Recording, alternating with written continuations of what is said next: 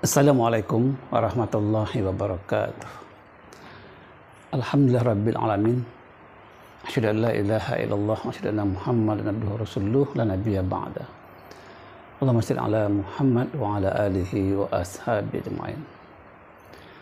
Saudara pemirsa di mana saja Anda berada, berjumpa kembali dengan saya Mukhlis Dendros dalam Kultum Ramadan 1442 Hijriah.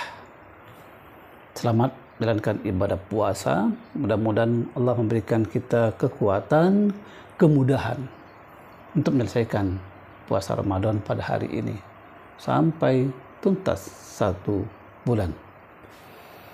Saudara sekalian, di mana saja Anda berada, kali ini judul kultum kita adalah amal-amal di bulan Ramadan. Ramadan merupakan bulan yang ditunggu-tunggu bagi seorang muslim. Berangkat dari firman Allah bahwasanya kewajiban di bulan Ramadan itu melaksanakan ibadah puasa. Al-Baqarah 183 menyebutkan, ya ayyuhallazina amanu kutiba alaikumusiyam kama kutiba alal ladzina min qablikum la'allakum tattaqun.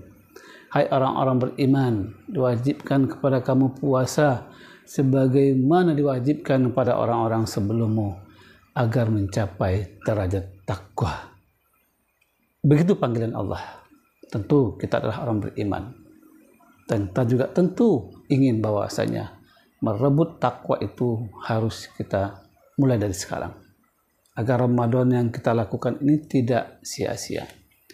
Apa saja amalan yang dilakukan oleh Rasulullah, para sahabat, yang merupakan contoh teladan bagi kita semuanya. Yang pertama, puasa. Ini kewajiban yang pertama, yang sebagaimana ayat tadi mengajak orang-orang beriman untuk melaksanakan puasa di bulan Ramadan. Nah, puasa itu aktivitasnya adalah aktivitas mulia. Seorang mukmin tergerak hatinya untuk melaksanakan ibadah puasa. Walaupun sebenarnya sudah diawali dari bulan Rajab, bulan Sa'ban dengan melaksanakan puasa sunnah. Apa sih kelebihan puasa itu? Selain dan mencapai derajat takwa tadi, di antaranya kata Rasulullah adalah puasa itu bisa melebur dosa. Man shoma ramadana imanan wahtisaban ghufira lahu ma taqaddama min dzambih. Barang siapa yang berpuasa di bulan Ramadan dengan iman dan perhitungan yang matang, maka akan diampuni dosa-dosanya yang telah lalu. Ini tentu merupakan kabar gembira bagi kita semuanya yang 11 bulan yang lalu kita penuh dengan dosa dan maksiat. Tapi dengan Ramadan, kalau kita ingin melaksanakan dengan sebaik-baiknya, dosa dan maksiat itu akan diampuni oleh Allah Ta'ala. Tentu dengan puasa yang benar, puasa yang baik, berdoa kepada Allah SWT. Ini aktivitas puasa. Bagaimana bagi mereka yang tidak puasa tanpa uzur, tanpa alasan? Ya, ada orang tidak puasa karena menyusui, karena sakit, karena musafir. Ini halangan syar'i. Tapi tanpa alasan dia tidak puasa, apalagi ada rasa malas dan segala macam, maka tidak akan diterima puasanya walaupun diganti dengan sekian banyak. Rasul bersabda, barang siapa tidak puasa pada bulan Ramadan sekalipun sehari tanpa alasan rukhsah atau sakit, hal itu merupakan dosa besar yang tidak bisa ditebus bahkan seandainya ia berpuasa selama hidup. Bayangkan, tidak sembarangan kewajiban ini. Seorang mukmin wajib untuk puasa. Boleh tidak puasa dengan ada halangan yang syar'i yang merupakan rukhsah, keringanan dari Allah SWT. Jadi jangan sembarangan untuk tidak puasa. Harus puasa sebagai mukmin. Puasa tidak hanya menahan lapar dan haus. Imam Al-Ghazali menyatakan puasa itu ada bertingkat-tingkat. Ada puasa orang biasa, itu hanya menahan lapar dan haus, dahaga saja. Dan yang membatalkan puasa. Ini puasa orang awam, biasa, masyarakat luas. Tapi ada puasa yang kedua, yaitu puasa khusus. Yaitu puasa orang yang selain menahan lapar, haus, dan membatalkan puasa, dan juga dia berupaya untuk meninggalkan sikap, ucapan, tindakan yang bisa mengurangi bahkan menghancurkan ibadah puasa. Yang ketiga adalah puasa orang yang istimewa, yaitu menahan dirinya, ya, tidak emosi, tidak iri, tidak dengki, tidak sombong, tidak hasud, dan segala macam, sehingga ibadah itu bernilai di hadapan Allah SWT. Tentu ini perlu latihan. Nah, latihan ini kita lakukan di bulan Ramadan. Rasul bersabda, bukanlah hakikat puasa itu sekedar meninggalkan makan dan minum, melainkan meninggalkan perbuatan yang sia-sia dan kata-kata bohong. Seorang mukmin itu kualitasnya akan diukur. Apakah pekerjaan yang dilakukan itu, apakah tindakan yang dilakukan itu benar dan tidak sia-sia. Kalau ada seorang mukmin melakukan pekerjaan yang sia-sia, ini belum sempurna imannya. Begitu juga halnya, seorang mukmin itu tidak mungkin berbohong. Tapi andai kata dia berbohong, berarti rusak ibadah puasanya. Jadi puasa tidak sebatas itu, menahan lapar, haus, dan dahaga saja. Kemudian bersungguh-sungguh puasa, ini yang akan dibalas oleh Allah SWT, ya, dengan pahala, dengan surga, diampuni dosanya. Man shoma ramadana imanan, sebagaimana tadi dikatakan Rasul, barang siapa yang berpuasa Ramadan dengan iman, wahtisaban, dengan penuh perhitungan, maka akan diampuni dosa-dosanya yang telah lalu. Tentu puasa yang sungguh-sungguh, tidak ikut-ikutan, puasa yang hanya sekedar untuk membayar hutang, tapi juga puasa yang dikerjakan dengan ikhlas. Aktivitas puasa berikutnya adalah makan sahur. Rasul mengajak kita agar makan sahur itu di akhir waktu. Ya, ini sunnah. Oh, saya kuat kok di tengah malam saya bersahur dan kuat nanti sampai berbuka. Bukan faktor kuatnya, tapi ini merupakan faktor sunnahnya. Yang penting sunnahnya itu, kita ambil sunnah Rasul. Karena setiap sunnah itu mendatangkan berkah. Dan setiap sunnah itu merupakan menunjukkan ketaatan kita, kecintaan kita kepada Rasul, Allah, dan agama ini. Jadi, sahur di akhir waktu. Kata Rasulullah, makan sahur semuanya bernilai berkah. Maka jangan Anda tinggalkan, meskipun hanya dengan seteguk air. Allah dan para malaikat mengucapkan salam pada orang-orang yang makan sahur. Jadi ada berkahnya makan sahur itu. Maka lakukanlah makan sahur di akhir waktu. Kemudian juga ketika datang waktu berbuka, segera berbuka. Jangan ditunda-tunda. Sesungguhnya termasuk hamba Allah yang paling dicintai olehnya ialah mereka yang menyegerakan berbuka puasa. Datang waktu berbuka, datang terdengar beduk maghrib berbunyi, lalu berbuka. Ini umat yang dicintai oleh Allah Subhanahu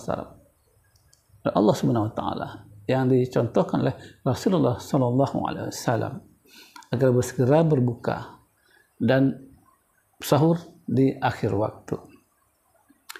Saudara pemirsa, di mana saja Anda berada, aktivitas kedua yang bisa dan biasa dilakukan oleh Rasul dan para sahabat dan juga umat Islam seluruh dunia adalah meramaikan aktivitas dengan membaca Al-Quran.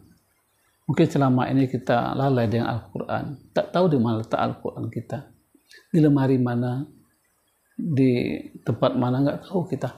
Tapi ketika datang Ramadan, kita berupaya untuk mengambil kembali Al-Quran itu, kita bersihkan kembali, kemudian kita baca, kita buka helai demi helai, kita baca. Kata Rasulullah, ya, barang siapa yang membaca Al-Quran satu huruf, pahalanya 10. Ya, alif lam mim itu bukan satu huruf Rasul, tapi 3 huruf. Alif lam mim itu 30 pahalanya. Apalagi kita mampu untuk membaca Al-Quran sekian ayat, sekian juz sampai khatam. Syahrul Ramadan allazi unzila fihi al-Quran. Di bulan Ramadan lah Al-Quran itu diturunkan. Jadi sebuah kebahagiaan bagi kita umat Islam. Al-Quran yang merupakan petunjuk, yang merupakan huda bagi seorang muslim, itu diturunkan di bulan Ramadan. Dan kita ramaikan kembali Ramadan ini dengan tilawatil Quran. 1 ayat per ayat, 1 juz sampai khatam. Dan kita targetkanlah 1 hari berapa kita baca Al-Quran itu. Kemudian Rasul menyatakan seorang mukmin yang membaca Al-Quran dia seperti buah turjah. Buah turjah itu adalah buah limau, jeruk yang aromanya luar biasa. Siarnya semerbak, tapi rasanya juga lezat, nikmat. Ini buah turjah, jeruk. Sedangkan orang mukmin yang tidak membaca Al-Quran seperti buah tamar, itu buah kurma. Tidak beraroma dia, tapi lezat. Jadi begitu keuntungan. Ya, bagi seorang mukmin yang membaca Al-Quran. Bahkan bagi orang munafik yang membaca Al-Quran, dia seperti buah hanzolah, yaitu buah yang pahit rasanya dan tidak sedap baunya. Nah, beruntung kita menjadi orang beriman. Yang kita baca itu ada manfaatnya. Al-Quran yang kita baca ada manfaatnya. Tapi orang munafik, apalagi orang kafir yang membaca Al-Quran tidak mendatangkan manfaat pahala bagi dirinya. Kewajiban seorang mukmin terhadap Al-Quran itu ada 6 yang perlu kita perhatikan. Yang pertama, memilikinya. Jangan sampai di rumah kita berbagai buku tebal-tebal ada. Berbagai buku mahal-mahal ada. Tapi Al-Quran tidak ada. Ketika kita akan mengajar ngaji anak-anak kita, atau ketika ada acara di rumah kita, ada pembacaan ayat suci Al-Quran, terpaksa meminjam ke tetangga. Boleh minjam ke tetangga, tapi kan tak enak. Rumah bagus, ya. Nah, tapi tidak memiliki satu Al-Quran pun. Miliki Al-Quran itu. Ya, dia yang berbagai model, berbagai macam, itu banyak dijual. Nah, seorang mukmin berkewajiban memiliki Al-Quran untuk keluarga. Ya, bahkan ada Al-Quran itu juga yang dibagi-bagikan kepada masyarakat bagi mereka yang mampu. Dan itu merupakan sedekah jariah. Kewajiban kedua adalah membacanya. Membaca Al-Quran, ya, walaupun ya agak terbata-bata, kata Rasulullah itu berpahala. Ada yang membaca dengan lancar, lebih lagi berpahalanya membaca Al-Quran. Sehingga rumah kita tuh akan bercahaya, akan bersinar kalau dibacakan Al-Quran. Ya, Al-Quran itu dibaca. Jangan ditempatkan saja di almari yang paling tinggi, kemudian sudah bulukan, sudah kumal, baru kita angkat ketika Ramadan datang. Yang ketiga, mengkaji isinya. Mengkaji isi Al-Quran itu melalui majlis taklim, pengajian-pengajian. Ikuti acara pengajian-pengajian, tabligh, taklim di masjid atau di rumah. Ya, jadi aktivitas mengaji, membaca Al-Quran, kemudian juga mengkaji isinya, ini seharusnya dilakukan oleh seorang mukmin. Karena barang siapa yang keluar dari rumahnya untuk menuntut ilmu agama, ilmu syar'i, maka Allah akan melimpahkan berkah kepadanya. Malaikat mendoakannya.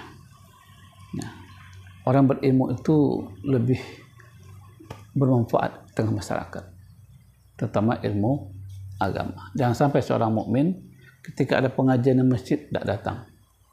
Padahal betapa banyak ya ilmu-ilmu itu yang bisa kita serap. Begitu juga mungkin ilmu itu berada di televisi, kemudian di YouTube, di radio, ceramah-ceramah lain, dengarkan, ya, resapi, agar kita berilmu. Itu juga dalam rangka untuk kajian-kajian Al-Quran. Yang keempat, mengamalkannya. Nah, ini yang lebih penting. Kata Ibnu Taimiyah, barang siapa yang beriman kepada Allah, dia nggak mau baca Quran, berarti mencampakkan Al-Quran. Nggak mau dia mempelajari isinya, berarti dia telah mencampakkan Al-Quran.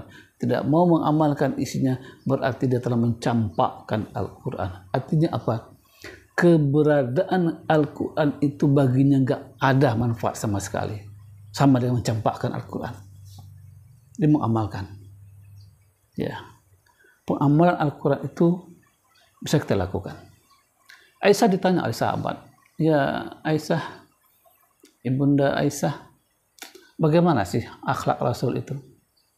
Aisyah tidak menyebutkan perinci akhlak Rasul itu. Tapi kata Aisyah, akhlak Rasul itu adalah Al-Quran. Artinya apa? Al-Quran itu jadi kepribadian Rasulullah dalam seluruh aktivitas amal ibadah yang dilakukannya. Kemudian, yang kelima, kewajiban kita mendakwahkan Al-Quran. Balighu anni walau ayah. Sampaikanlah kepada masyarakat apa yang kau peroleh dariku meskipun satu ayat. Al-Quran wajib kita dakwahkan tengah masyarakat. Demikian, lebih kurang mohon maaf. Assalamualaikum warahmatullahi wabarakatuh. Yup. Ya, Beb, enggak.